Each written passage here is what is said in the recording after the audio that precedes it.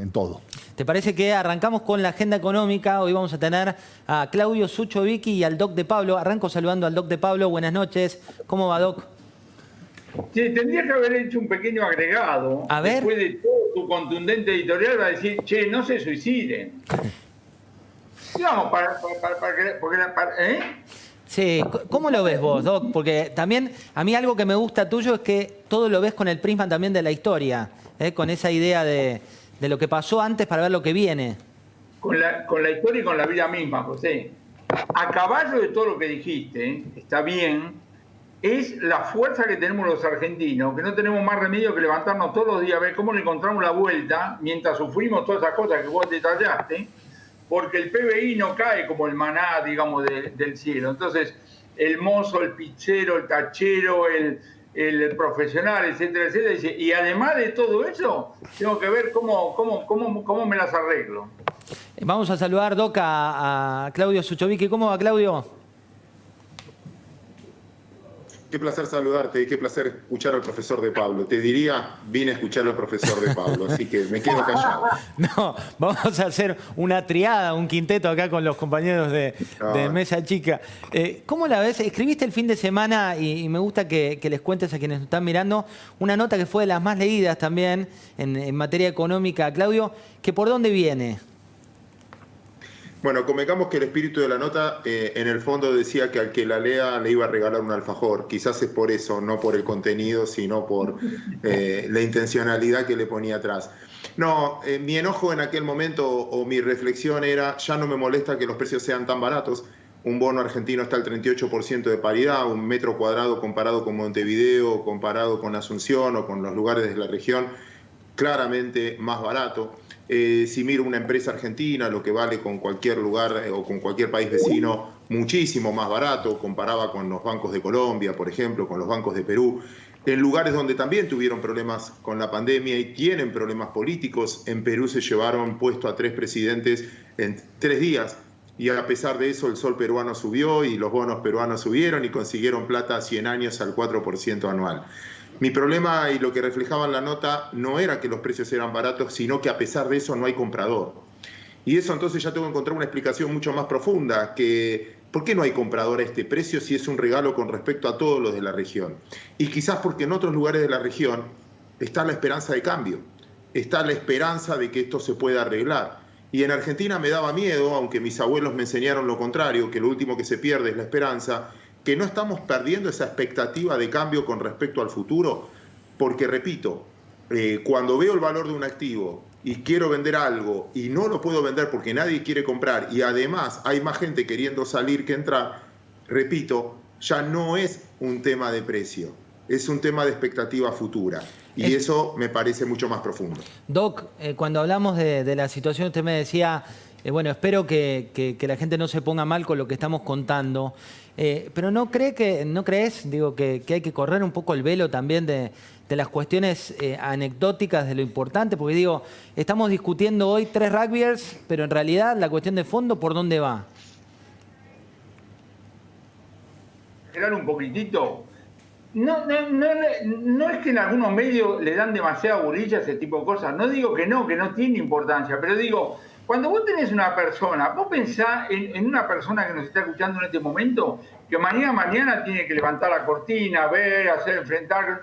Entonces va a decir, sí, los rugby, sí, esto, sí, el otro, pero está pensando en cosas más concretas y no tanto, digamos así, en debate. Lo que sabe es, depende de él o de ella, mientras tiene un poder ejecutivo que está, bueno, veremos, dale que va, etcétera. Entonces tiene desafíos muy concretos,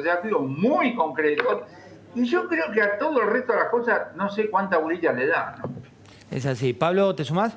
Sí, claro que sí, para cualquiera de los dos, o si quieren para los dos. ¿Cuál es, retomo lo de Pablo, cuál es el desafío de una persona que se levanta todos los días en la Argentina para trabajar? Es decir, que te paguen un poco más, una mejora en el salario, o que pierda menos, que no te echen, ahorrar algo, conseguir $1. Depende de las situaciones. Si vos vivís en el sector público no te pueden rajar, pero te pueden estar bajando el valor real de las remuneraciones. Vos estás en el sector privado, no sabés qué va a ocurrir, aunque debo decir lo siguiente. los funcionarios están recontra, que no despida a nadie, que sé cuánto. Tendencias Económicas, que es un semanario que hace cálculos muy precisos de suspensiones y despidos, te dice que el ajuste se hizo en abril, mayo. ¿Por qué? Porque fue instantáneo en cuanto el empresario percibió, digamos así, que algo veía. Así que depende muchísimo de la situación. Es más, te digo más. Imagínate que tienes una persona que nos está escuchando que produce barbijos o alcohol en gel. Te dice, esto es vida, che, no puede durar esto un poquito más, digamos así. Debe estar rezando para que la vacuna no se descubra, etc. Siempre tenés. Ahora, naturalmente, que la cosa no está empatada, porque si no sería cero, y no estamos en cero, estamos, digamos, para abajo, ¿no? Sucho, cuando ves lo que viene, ¿no? Digo, y un poco con esta idea micro que nos muestra Juan Carlos, que es el trabajador de cada día, el que abre un comercio y demás, ¿qué es lo que más te preocupa? A mí particularmente con los sectores que a mí me toca trabajar, y perdón que voy a ser reiterativo con un ejemplo, se conoce como el efecto cada kilo.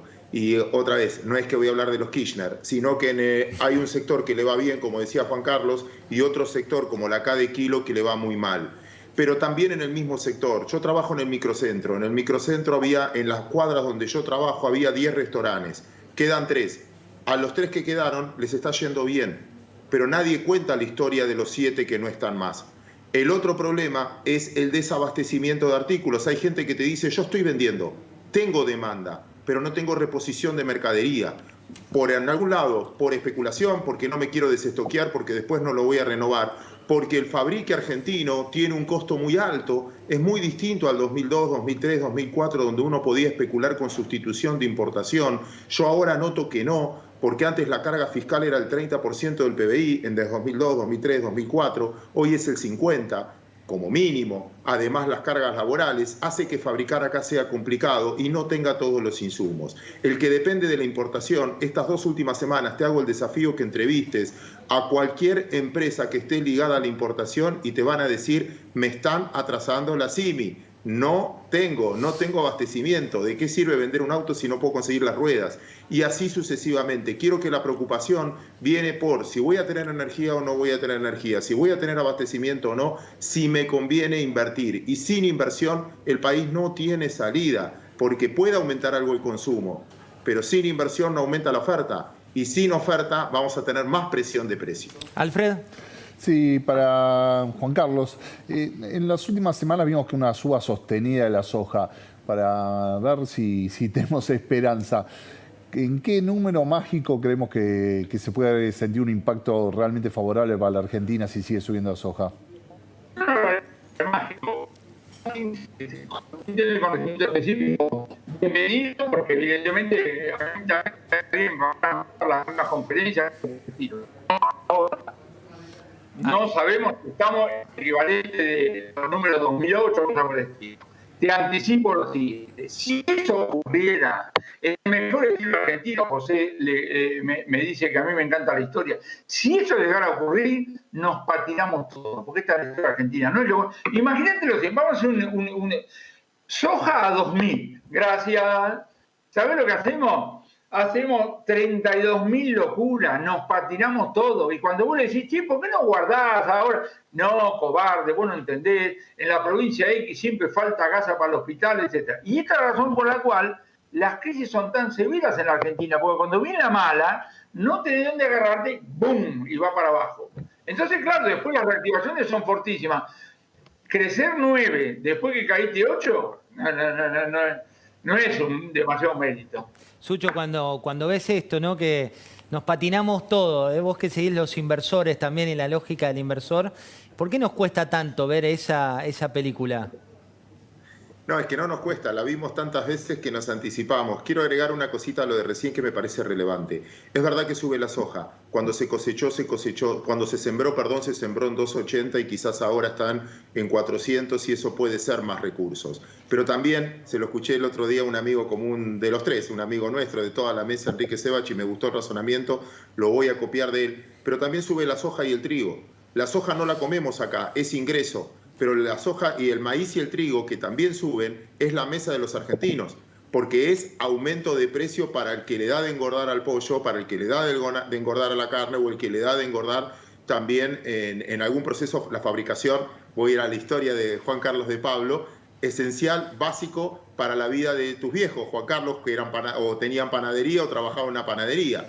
Con lo cual, está al lado bueno, pero también, ojo, que también va a haber un punto donde va a subir, va a haber más presión inflacionaria por suba de insumos. Con lo cual, no solo miremos la parte recaudatoria, miremos la micro atrás, porque atrás va a haber compañías o personas, vos, yo o cualquiera, que nos va a costar más algún recurso. Juan Carlos, a juzgar por tus columnas, vos hablaste con Adam Smith, hablaste con Keynes. ¿Y qué te dicen del futuro del dólar? Esta gente con la que hablas los domingos. Vos sabés que tienen imaginación, pero limitada, digamos así. ¿Vos decís referido a la Argentina? Lo que viene en la Argentina con materia del dólar, porque digo, de golpe nos acostumbramos a que no hay dólares, que hoy leía una nota de Sofía Terrible que te hablaba, ¿quién puede comprar esos famosos $200? ¿Quién? Bueno, acá hay una cosa muy interesante. Vos acordate, este gobierno tiene una imagen administrativa del sector externo. Entonces, habla de aumentar las exportaciones, hace todo lo posible para que no aumenten. No tiene reservas, no te puede endeudar, va del lado de las importaciones. Claudio dijo una cosa importantísima. La tragedia que vos podés tener en la Argentina hoy es que vos tengas una empresa que está habilitada para operar, tiene demanda y no puede entregar un producto terminado porque le falta una arandela importada que no la puede traer de Turquía. Es un desastre, ¿entendés?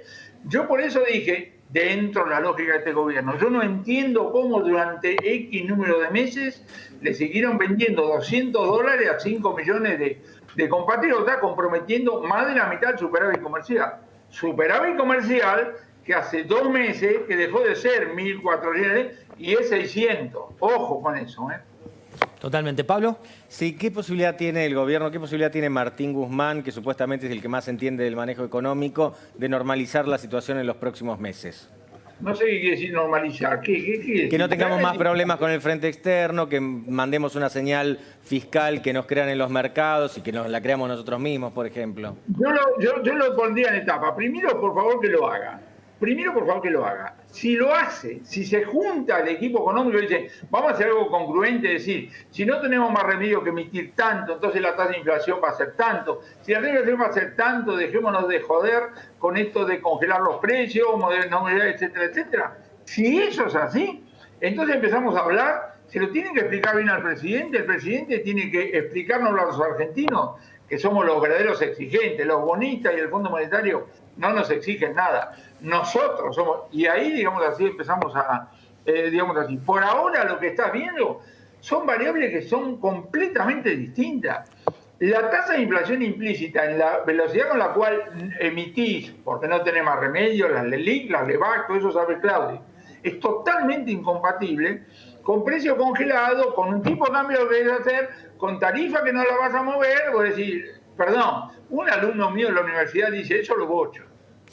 Claudio, hablando de la pelota de LELIX, de LEVAX, todo eso que suena para la gente como chino básico en parte, pero que forma parte de la realidad, ¿cuán sustentable es, cuán sostenible es y cómo le afecta al argentino medio esta cuestión que nos suena técnica? A ver, 3 factores importantes, porque finalmente un producto financiero es un derivado, es algo que yo quiero proteger una inversión. El dólar no es ahorro y es seguridad, no es inversión porque te rinde cero cualquier cosa que compre dólares. La brecha muy chiquita es el piso del dólar solidario hoy, que vale cerca de 142, 143, esos $200, pero el dólar MEP también vale eso. Con lo cual ya no es un tema de límite, porque si tengo el límite de 200 pudiera comprar dólar MEP a 142, 143. Ese punto me parece que también hay que ponerlo sobre la mesa. El segundo es, ¿qué inflación vamos a tener el año que viene? Yo me animo a decir, sin ser economista y escuchando a Juan Carlos y escuchando a los que saben mucho más que yo, que la inflación piso va a ser del 50% anual. Si este año fue del 30% y no tuviste suba de tarifas y no tuviste un montón de servicios que no funcionaron, colegio de los chicos, cine, un montón de factores, y además no tuviste puja de salario, en el 2021 vas a tener puja de salario, suba de tarifas, desabastecimiento de algunos factores que van a ajustar por precio. El colegio de los chicos no va a volver a la cuota anterior y el cine cuando abra no va a volver al precio del año pasado. Todo eso te va a dar una inflación mayor. Por lo tanto, la devaluación esperada del dólar oficial, dicha por el mismo gobierno, que va a devaluar de acuerdo a la inflación, es del 5% mensual, como mínimo, a partir de ahora. Y la tasa de interés de una LELIQ, de un plazo fijo, está en el 30%, 34% un plazo fijo, la clave es muy simple. Me conviene ahorrar en sustituto del dólar, como dice el profesor Juan Carlos de Pablo, o en dólar oficial, porque varía más que la tasa de interés. El no acuerdo con el fondo cuando se fue. Vos me estás poniendo la tasa por debajo de lo que va a ser la inflación y por debajo de lo que va a subir el dólar. Desde ese punto de vista, es sustentable un bono que ajusta por dólar oficial, dólar linked, empieza a tener demanda, pero repito, no para prestarle plata al gobierno, sino simplemente para cooptar ese índice. Ahora, sí. termino. Perdón, cualquier exageración te empieza a jugar en contra, porque si sube mucho el dólar oficial, vas a empezar a cuestionar la capacidad de pago, porque en el fondo te está devaluando la moneda que vos estás debiendo. Entonces te aumenta el riesgo país. Bueno, todo eso te hace una encerrona donde el producto financiero es secundario. Y por último, la seguridad jurídica de un producto financiero. ¿Qué sabes si mañana te van a poner un impuesto nuevo sobre un producto que vos tengas? Si yo tengo la tenencia de algo. Y eso empezó a generar dudas, porque ahora te pone un impuesto a la LELIQ, teóricamente, o al tenedor, que en el fondo lo pagará el banco, lo pagará la tasa, pero me generaste más incertidumbre a mí como inversor. Eso quizás explica por qué los activos argentinos valen tan poco. Perdón lo extenso. No, clarísimo, Sucho. Doc de Pablo, les mando un fuerte abrazo. Ya recibí su joyita, como usted bautiza la columna de Pablo, como siempre. Las joyitas. Sucho es un poco más cada 15 días, usted sabe. De Pablo, 2 veces por semana nos escribe y Sucho Vicky cada 15 días. Necesito decir algo. No se pueden perder, no te voy a perdonar, y a ninguno de los que nos estén mirando, que no compren el último libro de Juan Carlos de Pablo. Ahí está, con chivo incluido y todo. Les mando un fuerte abrazo a los dos. Gracias por estar aquí. Estimado Fernando Iglesias, ¿cómo anda usted? ¿Cómo está, José? Bien. Bueno, ¿qué Argentina nos toca para charlar? La de siempre, ¿no? Mire, le voy a compartir.